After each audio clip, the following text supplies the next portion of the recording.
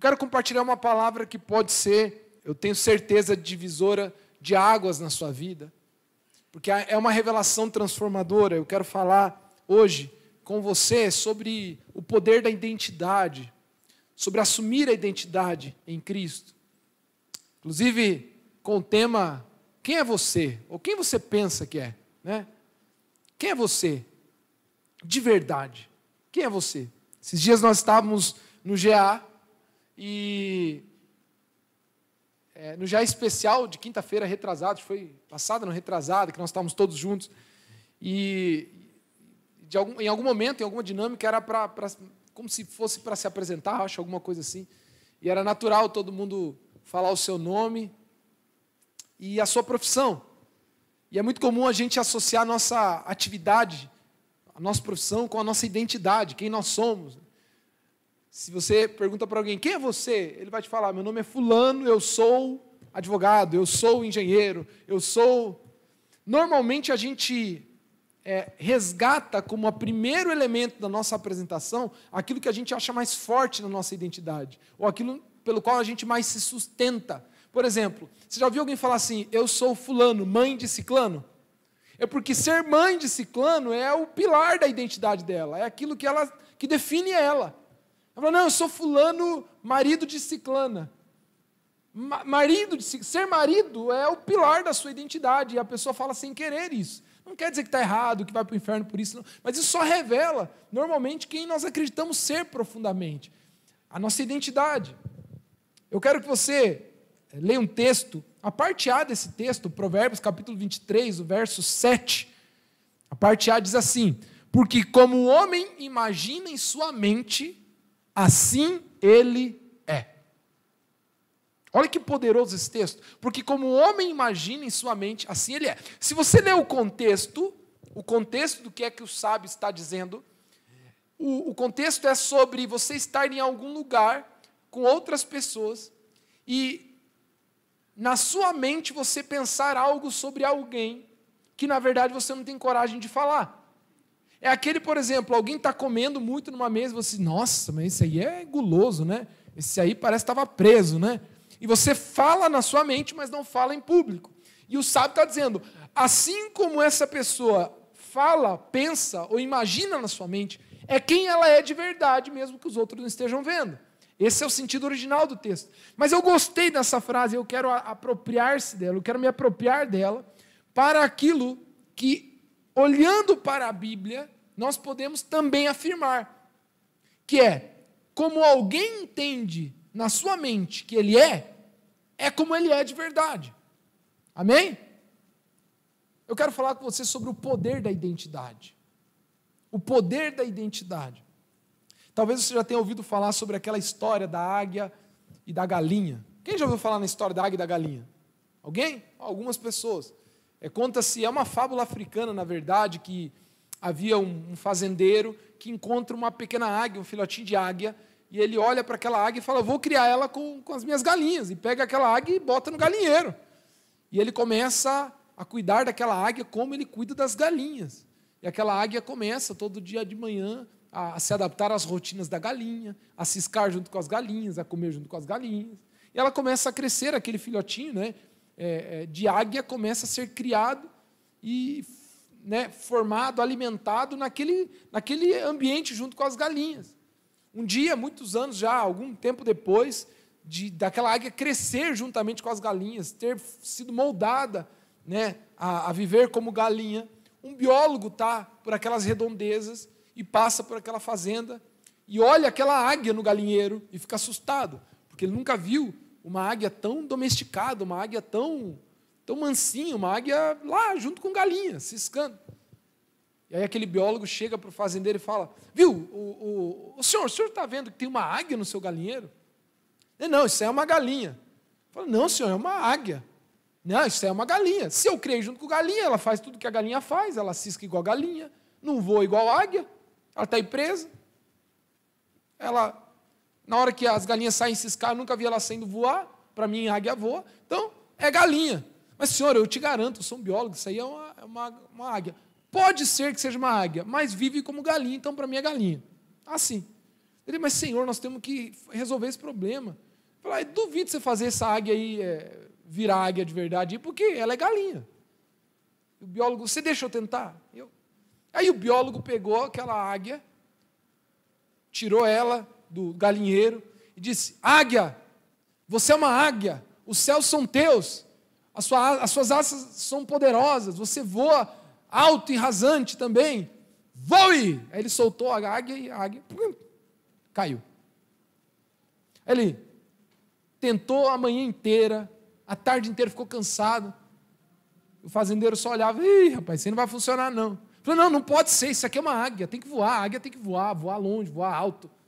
No outro dia, ele subiu no pico do galinheiro, 2 metros de altura. Subiu lá em cima do galinheiro e falou, olha águia, você é uma águia, o céu é teu, você nasceu para voos altos, essa é a tua natureza, vai! E a águia caiu. Ele ficou frustrado. No 3º dia ele diz, olha, o senhor me permite eu levar? Você pode ir junto. Eu quero levar ela no pico mais alto daquela montanha, aqui perto. Nós vamos fazer esse trajeto e eu quero fazer um teste. E ele tira aquela águia daquele ambiente, daquela atmosfera, e leva ao pico mais alto, da montanha mais próxima. E logo que ele subia, e aquela atmosfera, aquele clima muda, não tinha galinha por perto, cacarejando. A águia parece que pela primeira vez experimenta um ambiente diferente, uma atmosfera diferente, uma realidade diferente. E parece que algo dentro dela foi resgatado, que ela nunca tinha conhecido. E ela começa até a enrijecer o seu corpo, a sua postura, querendo já abrir umas asas. E quando ele leva no pico, chega no pico lá do morro, e ele pega aquela águia, e o biólogo faz a sua última tentativa, dizendo, águia, voe. Algo tinha mudado naquela águia, a sua postura, a altitude, algo mudou nela. E ela é como se ela tivesse sentido, essa é minha natureza, essa é minha identidade, é para esse lugar que eu existo. E algo mudou dentro dela, e de repente ele solta aquela águia sai voando. E nunca mais voltou para o galinheiro. É muito interessante que essa história fala sobre o poder da nossa real identidade, sobre quem nós fomos criados para ser. É só uma história. Mas quando a gente olha para a palavra de Deus, nós podemos ter clareza deste conceito para a nossa vida. Quem tem um RG aí? Alguém tem um RG? Aí agora, na mão. Na mão? Quem tem um RG? E quem é corajoso de me dar esse RG aqui? Tem alguém com RG aí, um registro geral? Você pode me dar? Alguém pode? Quem chegar aqui primeiro? Olha lá, a Caduela já deu o primeiro aqui, ó. Vamos lá. Não, aqui, ó, já. Obrigado, Alex. Obrigado, Cadu. Vamos ver aqui, ó. Olha aqui. Ih, rapaz, está desgastado esse RG aqui, hein? Alessandra, olha só. É um RG aqui, tá bom? Todo mundo sabe o que é esse documento? Ou pelo menos acha que sabe, né?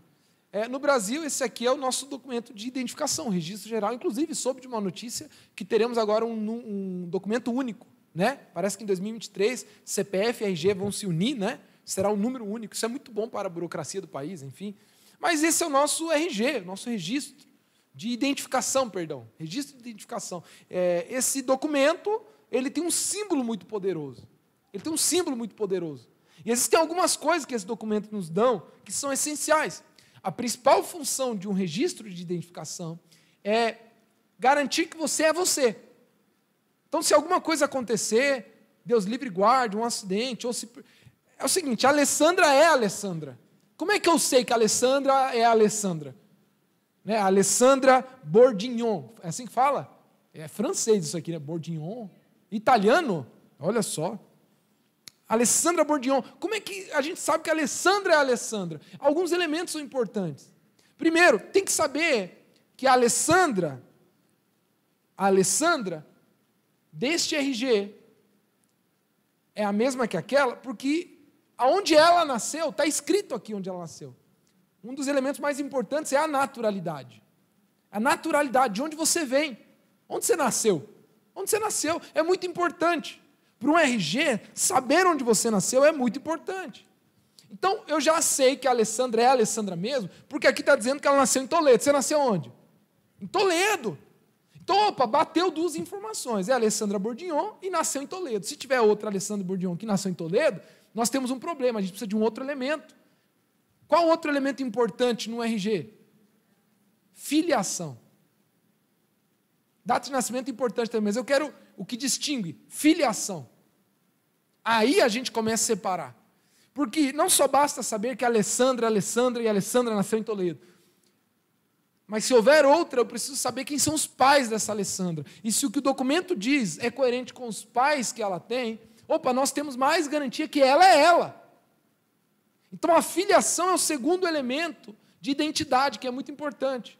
A natureza, a naturalidade, onde nasceu, de onde ela veio. A filiação revela sua origem de descendência. E existe também um outro importante elemento. Digamos que tem uma outra Alessandra Bourdignon que nasceu em Toledo, com a mesma data de nascimento, e tenha nome de pais parecidos ou iguais. O que é que faz? Para tirar a teima. O que é que faz, gente? A digital. Como é seu nome? Fala bem alto para todo mundo ouvir. Davi, você matou a charada. A digital. Olha só. Por que além de todas essas informações tem um dedão aqui, ó? Que na verdade é um dedinho, né? Você era novinha aqui, o que é? Adolescente, né? Uns 10 aninhos, aí, ó.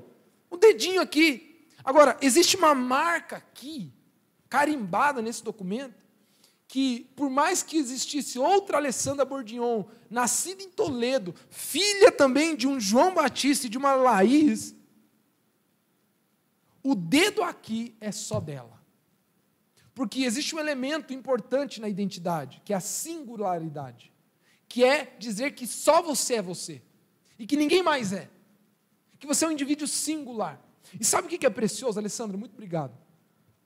Sabe o que é precioso nisso? Quando você olha para a palavra de Deus, nós temos os mesmos elementos de identidade. Preste atenção. Olha o que a palavra de Deus diz. Ei, você sabia que você tem uma natureza em Cristo que não é dessa terra? Quem sabe qual é a sua naturalidade espiritual? O céu, meu irmão.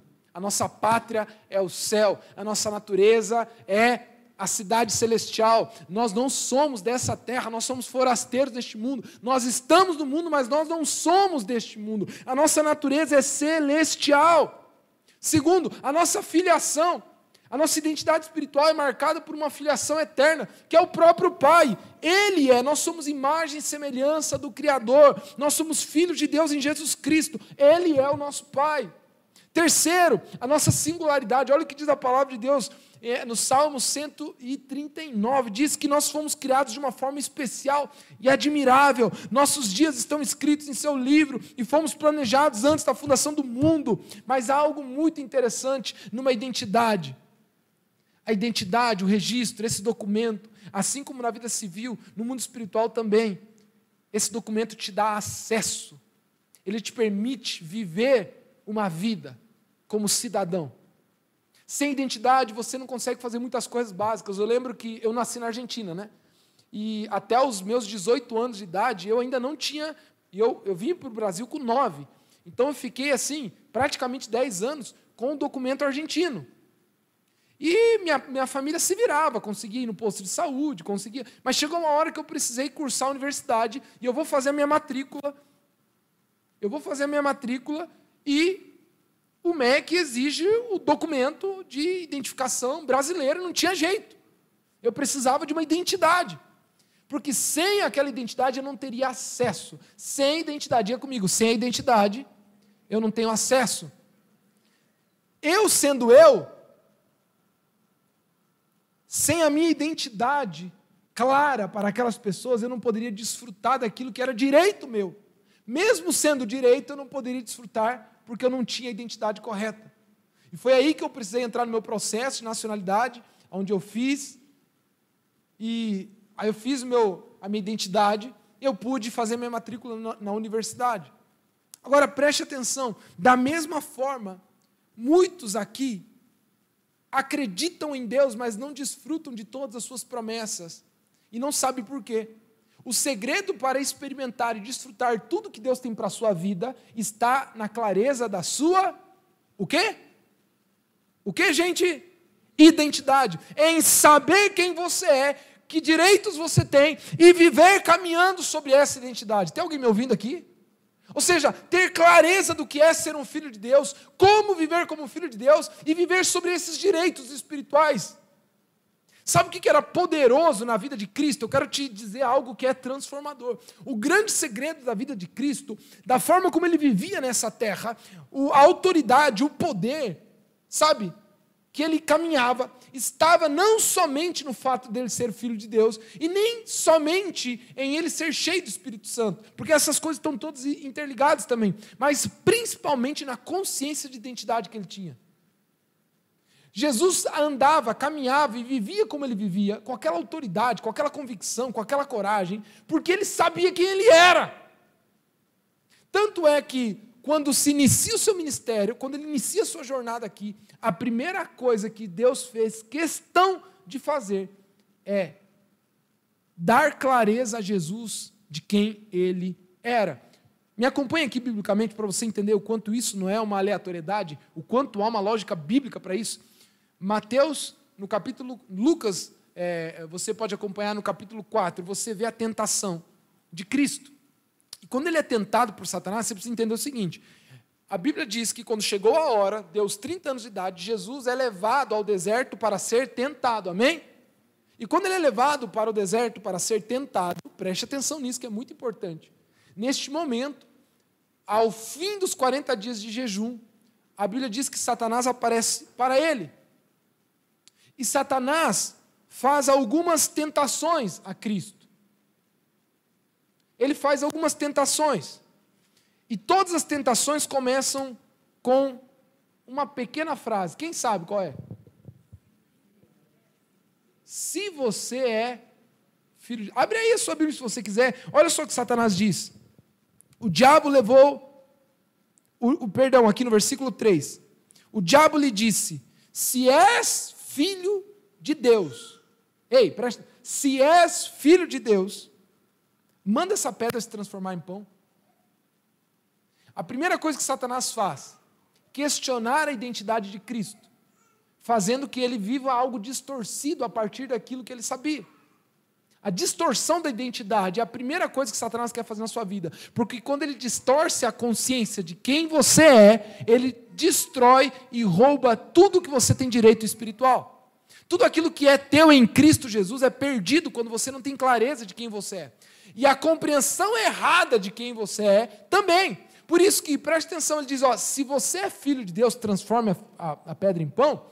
Entenda, ele parte de uma premissa verdadeira, mas de uma ação que o Filho de Deus não faria. Ei, alguém está me acompanhando aqui? Ele parte de uma premissa verdadeira. Ué, você não é o Filho de Deus? Então transforma o vinho em pão, a pedra em pão. E ele distorce isso. Aí depois ele faz o seguinte: ei, levou ao lugar mais alto, mostrou-lhe num relance todos os reinos do mundo. Ele disse: te darei toda a autoridade, todo o esplendor, porque me foram dados, e posso dá-los a quem eu quiser. Então, se me adorares, tudo será seu. E Jesus respondeu: está escrito, adore o Senhor seu Deus, só a Ele prestarás culto. Essa foi a segunda. E aí a terceira, ele diz, olha, o diabo levou a Jerusalém e colocou na parte mais alta do templo, e disse: se és filho de Deus, de novo, questionando a identidade de Cristo, trazendo confusão em relação a quem ele era. Diz: joga-te daqui para baixo, pois está escrito. E Jesus respondeu: dito está, não põe à prova o Senhor seu Deus. Tendo terminado todas essas tentações, o diabo deixou na ocasião oportuna. Agora preste atenção, imediatamente, Jesus inicia o seu ministério. E o primeiro passo após ser tentado, alguém sabe o que Jesus faz? Ele se batiza. Ele se batiza por João Batista, para começar. E no batismo acontece algo. Existem 2 registros bíblicos apenas no Novo Testamento em que Deus fala audivelmente no Novo Testamento. Existem apenas 2 momentos do Novo Testamento inteiro em que Deus fala. E os dois momentos são, primeiro, o batismo de Jesus, onde, quando Jesus se batiza, a pomba vem sobre ele e uma voz do alto fala ao ponto que todos puderam ouvir: este é o meu Filho amado, em quem eu tenho prazer. A identidade de Cristo é reforçada para que todos saibam e para que o próprio Cristo saiba algo que o diabo colocou em xeque, dizendo: você é o meu filho, esta é a tua identidade. E é com essa identidade que você precisa caminhar por aí no mundo fazendo o que eu te chamei para fazer.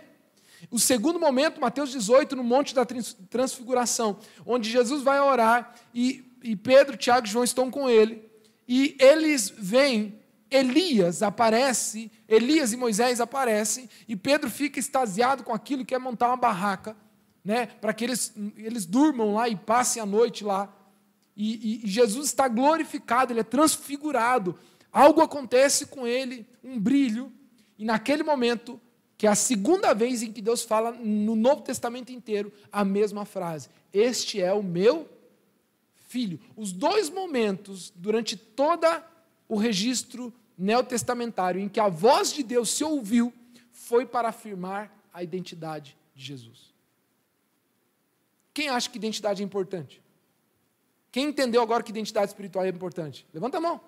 O próprio Cristo precisou disso. O próprio Cristo precisou, Deus sabia que ele precisava ouvir do próprio Pai: olha, você é o meu filho, não troque uma vida que eu não te dei. Não troque a vida ou as coisas que este mundo pode te oferecer, que não são de acordo com quem você nasceu para ser. Não permita que o que você passe mude quem você é. Não permita que as experiências que você passar a viver a partir de hoje, traição, calúnia, injúria, comece a mudar algo em você que eu não te criei para ser. Eu te criei para ser filho de Deus e para andar nessa terra como filho de Deus. Nem as traições, nem as calúnias, nem as mentiras das pessoas, ou sejam quais forem as experiências que você viver, Jesus, isso não pode mudar a sua natureza. Essa é a sua identidade. Não deixe ninguém mudar isso. Era isso que Deus estava fazendo. Agora, se foi importante para Jesus, quanto mais para mim e para você. Talvez você tenha uma vida cristã e nunca teve clareza de quem é. Talvez você ache que você é um cristão e isso é suficiente para te definir. Muito mais do que cristão, você é filho de Deus. Agora, qual é o nosso problema? O nosso problema é que a nossa identidade foi quebrada, foi rompida, foi distorcida. Isso em dois momentos. Primeiro, existe uma quebra de identidade na nossa própria natureza, fruto do pecado original. O pecado roubou a nossa identidade de filhos de Deus. Nós nascemos bastardos, nós nascemos como rejeitados, nós nascemos destinados ao inferno pelo pecado original de Adão. E isso quebrou a nossa identidade. Nós não somos filhos de Deus de natureza. Isso nos foi roubado. Nós somos pecadores. Nós nascemos em pecado, o próprio salmista diz: em pecado fui concebido.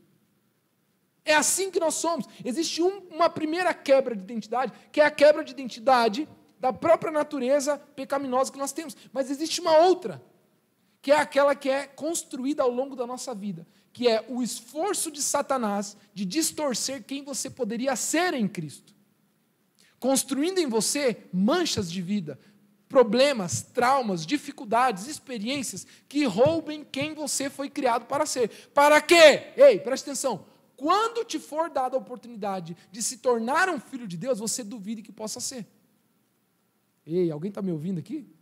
Por isso que existem tantos cristãos que vivem ainda escravizados por um monte de coisa. Porque mesmo que tenha crido em Deus e na mente acreditado na obra de Jesus na sua vida, ele ainda não creu de verdade.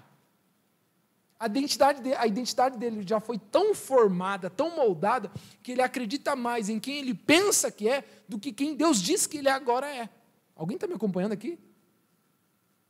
Conta-se que se você pega um elefante pequenininho, filhote, e amarra a perna dele, você amarra a perna do elefante, e você amarra ela num toquinho, que seja um pouco mais pesado que ele, logo no primeiro momento de vida, quando ele vier a este mundo e tentar se mover e aquele toco pesar, e ele vê que ele não consegue, ele vai tentar algumas vezes e vai parar, porque ele está preso, a perna dele está presa.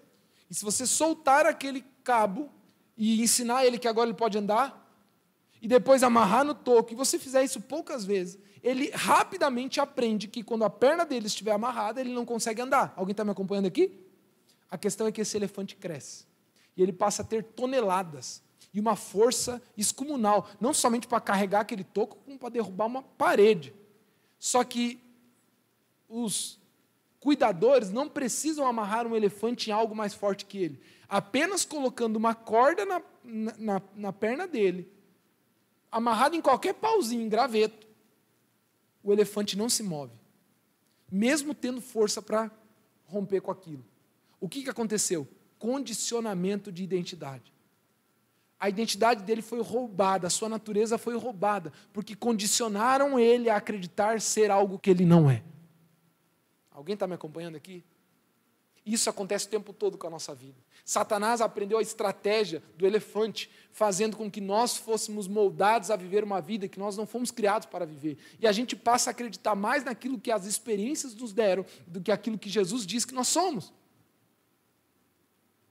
E aí a nossa identidade é roubada. E mesmo entregando a vida a Jesus, muitos não conseguem viver libertos. Por isso, preste atenção que Gálatas, e a mesma coisa que em 1 Pedro, o apóstolo Pedro fala, 2 Pedro, perdão, no capítulo 1, ele diz, olha, em Cristo nós temos todas as gloriosas promessas, elas já são nossas. É isso que está escrito em 2 Pedro, capítulo 1, no verso 3 em diante. Não, nós já recebemos tudo o que precisamos para a vida e para a piedade. Ou seja, eu e você já temos tudo o que precisamos. Não nos falta nada, existe plenitude de vida, saúde, paz, alegria, esperança, riqueza, prosperidade, bonança. Os céus já são nossos por aquilo que Jesus fez. Porém, em Gálatas, Paulo explica o que acontece. Gálatas capítulo 3, o final, junto com o capítulo 4, versículo 1, diz o seguinte, quando o filho não é maduro, ele de nada tem de diferente do que o escravo, porque mesmo sendo filho, ele vive como escravo, porque ele ainda não tem maturidade. Eu vou te explicar o que Paulo está dizendo. Existe uma pessoa que ela é herdeira do seu pai, ele é filho, ele tem direito a milhões de herança, e naquela casa trabalha um escravo, ele é um escravo. Aquele escravo, ele até mora na casa, mas ele não tem o dinheiro do pai. Ele pode até comer um pouco da comida, mas a comida não é dele. Ele não tem controle sobre o que acontece, ele é preso, ele é escravo, ele não tem controle sobre a própria vida. Ele é um escravo. Olha o que Paulo está dizendo. O filho, que é dono de tudo, enquanto não for maior, ele não tem diferença alguma do escravo, porque por mais que ele esteja na casa, ele ainda não tem direito a tomar o que é seu, mesmo desfrutando um pouco daquilo, mas não é dele.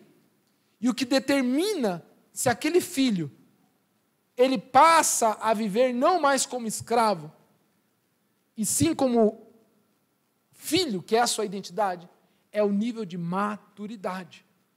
E maturidade que Paulo está dizendo é o nível de consciência transformada, de compreensão de quem ele é, sobre quem ele é. Eu não sei se vocês estão me acompanhando aqui, meu irmão, sobre quão poderoso isso é.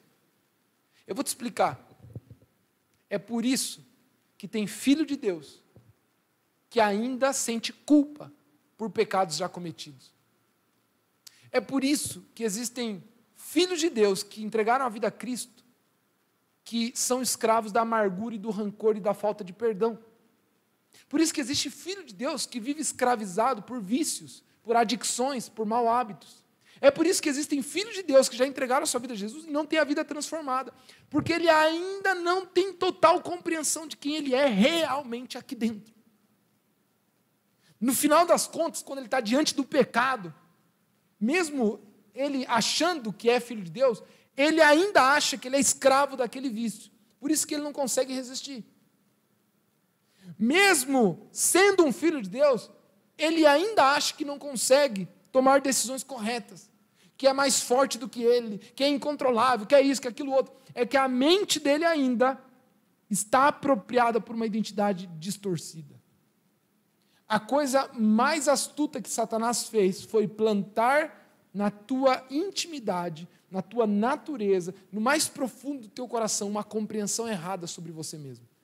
porque ele te escraviza o resto da sua vida, mesmo você entregando a vida a Jesus. Eu vou te dar alguns sintomas de que a tua identidade está distorcida, de que você caiu, de que você teve uma queda, baixa autoestima, autocomiseração o tempo todo se vitimizando, ai, coitado de mim, mas também ninguém liga para mim, mas tudo dá errado para mim, só eu, todo mundo está dando certo, só eu que não fui tirar férias esse final de semana, só que, ó céus, a vida, o mundo está contra mim, só o meu carro quebra, uma necessidade de aprovação extrema, pessoas que têm alta necessidade de aprovação. Escute, existem 2 tipos de pessoas que você pode confundir. Uma, você acha que não, aquela pessoa é muito segura. Existem pessoas que têm um ar altivo, confiante, ombro para trás e anda de cabeça erguida, que é mais escravo de aprovação do que outro que às vezes é um pouquinho mais simples. Necessidade de aprovação é aquilo que a pessoa tem que... O que faz ela fazer o que faz é muito mais para agradar as pessoas ou alguém do que convicção própria. Necessidade de aprovação são aquelas pessoas que estão o tempo todo pensando o que é que vão pensar, o que meu marido vai pensar, o que minha esposa vai pensar, o que meu pai vai pensar. E existe algo saudável, existe um nível saudável de expectativa naquilo que os outros pensam de você, que é o amor. Que é pensar, poxa, como é que o meu irmão vai ver isso? Isso escandaliza? Não. Vocês estão entendendo? Existe uma expectativa que a gente tem que ter em relação ao que os outros veem, que é o amor. Que é, poxa, eu não vou falar isso porque vai ofender minha esposa. Não, isso vai envergonhar fulano. Não, aí tudo bem ser saudável. Mas necessidade de aprovação é aquilo que te escraviza. Você está o tempo todo. Eu vou ou não vou, dependendo do que o outro pensa. Aí essa roupa, como é que vão pensar de mim? Será que eu invisto na minha família, os meus pais, E está o tempo todo sendo movido pela opinião das pessoas. Isso escraviza e a pessoa não sabe. Existe dentro dela uma necessidade extrema de ser aprovado. A raiz disso, normalmente, é através de uma experiência de rejeição. Quando você passa por experiências de rejeição, especialmente na infância, o nível de necessidade de aprovação fica muito alto. E aí, naquele momento, Satanás roubou a tua identidade, distorceu ela, e você vive um escravinho dele a vida inteira. Você percebe essa necessidade de aprovação em vários aspectos. Pessoas extremamente submissas, pessoas que passam do limite na submissão. Eu não estou falando daquela submissão provocada pela humildade no espírito. É aquela passividade, não conseguir afirmar as suas convicções, dizer o que pensa, ser assertivo. Sabe, tá o tempo todo, desculpa, sabe, para baixo. Eu quero que você entenda qual é o nível de assertividade em amor bíblico. Jesus, olha para Jesus. Quem aqui vê na Bíblia, em algum momento, Jesus se abstendo de falar o que ele deveria falar, pensando no que os outros iam pensar? Ele falava mesmo. Mas isso não é ter falta de amor, ser grosso, não é nada a ver. Existe uma assertividade de amor, que é não esconder a verdade das pessoas, por achar que elas vão te rejeitar, se ouvirem a verdade. Necessidade de aprovação. Orgulho excessivo. Se tornar uma pessoa fechada. Normalmente, pessoas muito orgulhosas e fechadas aos relacionamentos são pessoas que têm a identidade distorcida. São pessoas que são escravas do diabo e nem sabem. Isso tem um efeito paradoxal, porque ela se fecha para o mundo, ela se fecha para Deus, ela se fecha para as pessoas. Falta de confiança nas pessoas. Normalmente, quem teve a identidade quebrada tem dificuldade de confiar nos outros.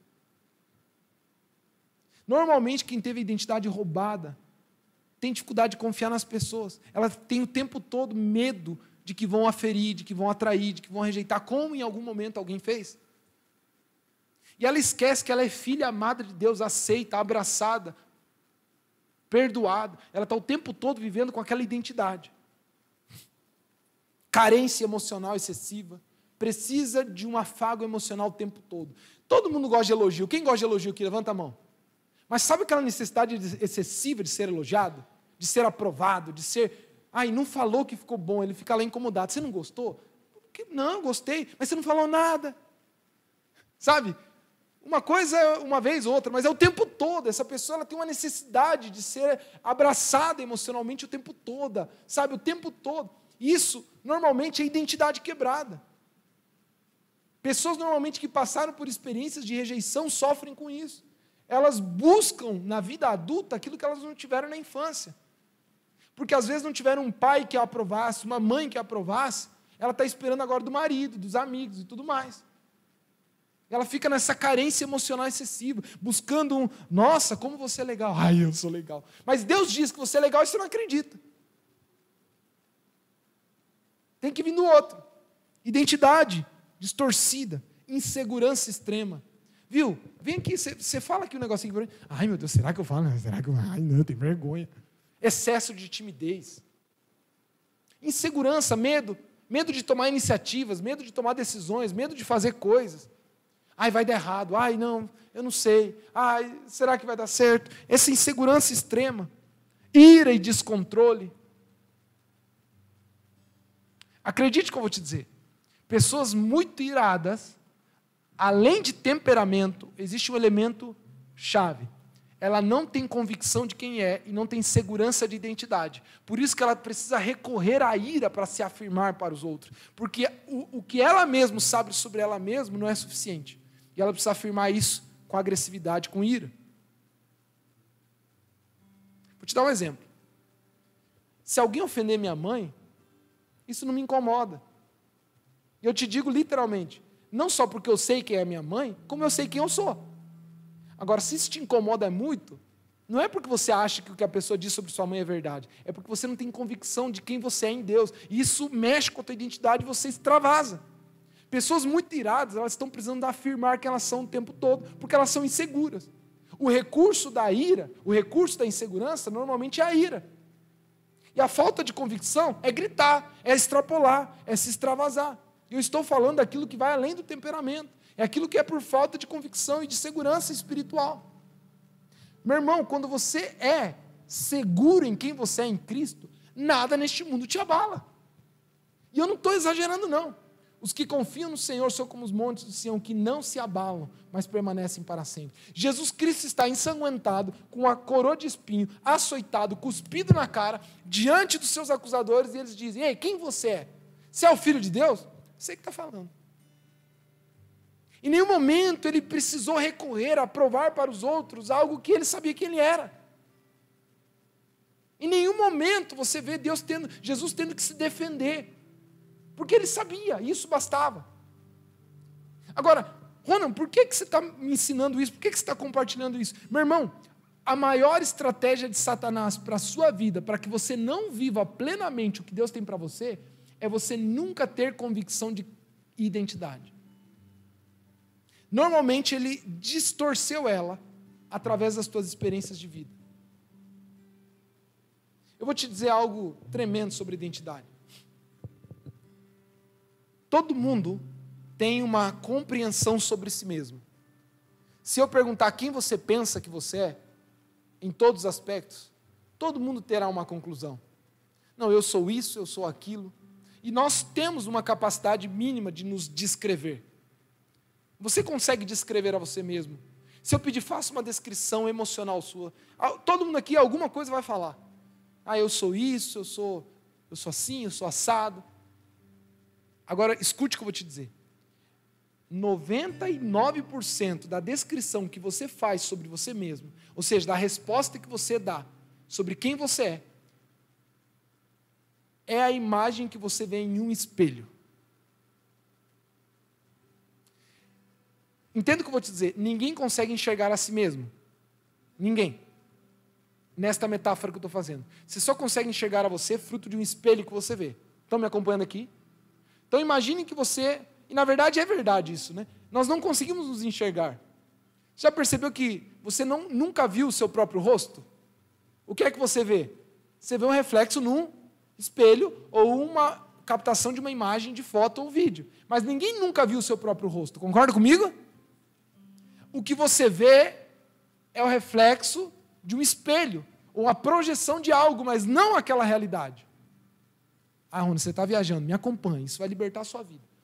Tudo que você vê sobre você, na verdade, é um reflexo de algo que está te mostrando.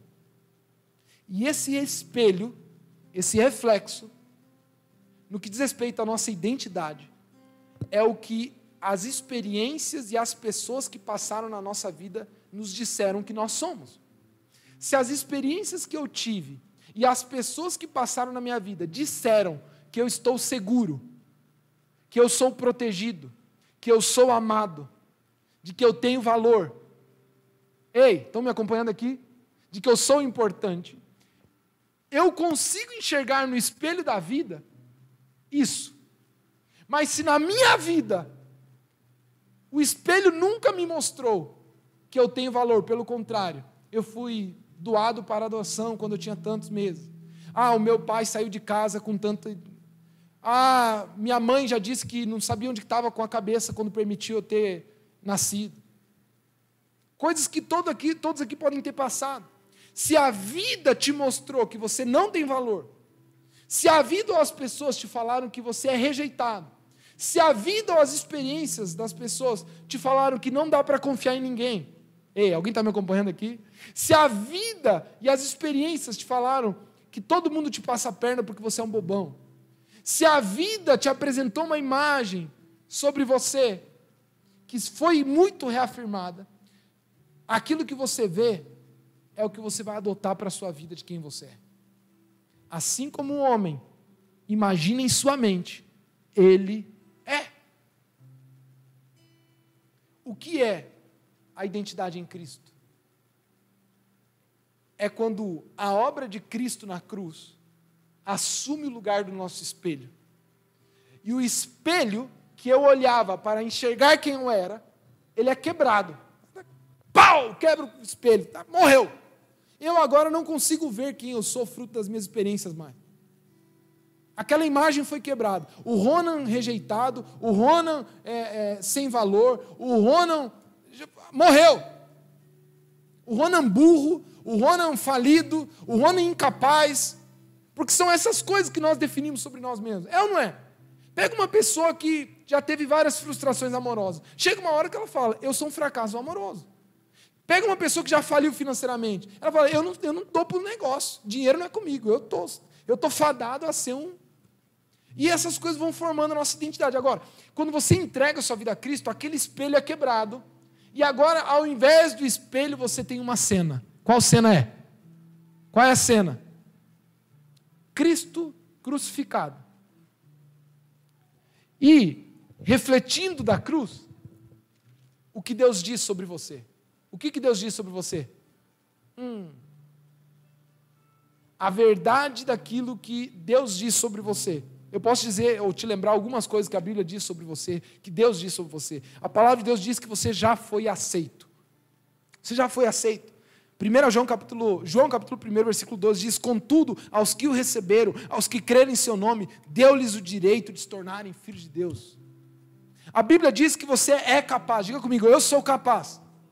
Olha o que a Bíblia diz, Filipenses capítulo 4, versículo 13. Tudo posso naquele que me fortalece, Cristo. 3, olha o que a Bíblia diz sobre você. Você não é um acidente. Teus pais podem não ter te planejado, mas Deus te planejou. Existem pais por acidente, mas nunca filhos por acidente. Você não é um acidente. Talvez os teus pais falaram, olha, você é indesejado, você veio ao mundo sem querer, aconteceu, você foi um fracasso, mas está aí agora, e você carrega isso na sua vida. Teus pais podem ter falhado, mas Deus não falhou em permitir você nascer. Você é fruto do plano de Deus. Salmos capítulo 139, versículo 15 e 16 diz assim, meus ossos não estavam escondidos de ti quando no secreto fui formado, entritecido nas profundezas da terra. Os teus olhos viram o meu embrião, todos os dias determinados para mim foram escritos em teu livro antes deles existir. Você não é um acidente. 4, você tem valor. Você tem valor. 1 Coríntios capítulo 6, versículo 19 ao 20 diz assim, acaso vocês não sabem que o corpo de vocês é templo do Espírito Santo que habita em vocês e que lhe foi dado por Deus e que vocês não são de si mesmos, vocês foram comprados por alto preço. O preço da obra da cruz foi caro. E por último, 1 João capítulo 5, versículo 17 diz assim, sabemos que todo aquele que é nascido de Deus não está no pecado. Aquele que nasceu de Deus o protege e o maligno não o atinge. Diga assim comigo, eu estou protegido e guardado por Deus. Não, acreditando, meu irmão, eu estou protegido e guardado por Deus. Meu irmão, essa é a tua identidade. Você é filho amado de Deus em Cristo Jesus e ninguém pode roubar isso de você. Tem alguém aqui talvez sofrendo, Alguém já enfrentou uma batalha financeira aqui? Alguém? Existe algo que é muito difícil de entender. Mas a Bíblia diz literalmente, num contexto sobre finanças, que Jesus se fez pobre para que nós fôssemos ricos. Essa deveria ser a nossa identidade. Quando nós não experimentamos a prosperidade, é porque ainda há algo na nossa identidade que tem bloqueado o que Deus já nos disse que somos. Existe algo que nos impede a lidar com o dinheiro como filhos prósperos de Deus. Você sabia que às vezes o bloqueio de escassez faz com que você não consiga lidar com o dinheiro com o valor que ele tem? E o problema da escassez como identidade é que você não consegue desfrutar da prosperidade de Deus na sua vida. Emocionalmente, quando você não tem consciência de identidade, você vira escravo emocional da vida e das pessoas. E vira um fardo emocional. Não tem nada pior do que ter que carregar alguém que não é seguro em Cristo. É um peso. É difícil, porque a pessoa é insegura, está o tempo todo para baixo, está o tempo todo, sabe? E por isso que eu estou querendo te dizer, meu irmão, está na hora de você ser livre. Está na hora de você assumir quem você é. Se Jesus já disse que você é tudo isso, por que você ainda insiste em viver desconforme? Ei, a gente precisa literalmente levantar a cabeça, espichar os ombrinhos para trás e viver como filho de Deus. Guardado, protegido, amado, já perdoado. Nenhuma acusação há para os escolhidos de Deus. Se é Jesus Cristo, se é Deus, o próprio Deus que os justifica. E quem nos condenará? Nem a morte, nem a vida, nem os anjos, nem os principados. Ninguém pode nos separar do amor de Deus, daquele que está em Cristo Jesus. Ei, meu irmão, você é filho de Deus. Tem alguém me ouvindo aqui?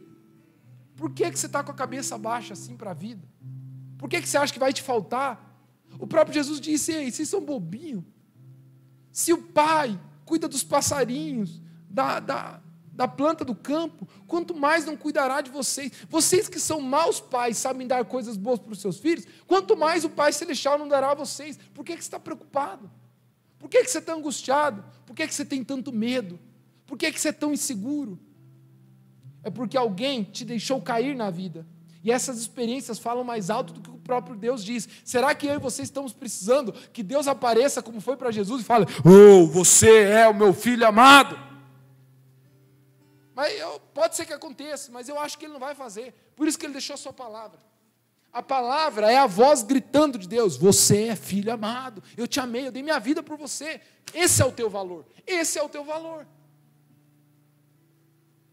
Os outros podem não te tratar como você é, mas Deus já te tratou. Você vai viver conforme o que os outros dizem ou o que Deus disse? Ah, meu pai me tratou assim, minha mãe fez assim, mas teu pai caiu também, teu pai também ele é vítima de uma identidade distorcida. Agora, para de acreditar no que teu pai falou ou fez e passa a acreditar no teu pai celestial. Ah, mas um dia, um separou de mim, 2 separou de mim, 3 separou de mim. Ah, meu irmão, minha irmã, quem é que Deus diz que você é? Essa é a verdade da vida. Essa é a tua identidade. E quando nós temos uma identidade, nós temos acesso. Quem lembra do RG? A nossa identidade é que nos permite acessar as promessas de Deus. 2 Pedro, capítulo 1, verso 3. Vocês já foram detentores, ou são detentores por direito das promessas e da herança divina. Mas agora vocês terão que acessá-las através de clareza de identidade. Isso se acessa espiritualmente. Fique em pé. Para aqueles que querem ser filhos de Deus, amados, vivendo através dessas convicções. Tem filho de Deus aqui? Tem? É isso que você é. Não permita Satanás roubar isso. Rona, mas eu não sei se eu sou. Chegou a hora de tomar sua decisão. Entregue sua vida a Cristo e diga, Senhor, seja o meu Senhor e Salvador. A Bíblia diz que quando nós confessamos a Jesus, nós nos tornamos filhos de Deus. E essa é a nossa identidade.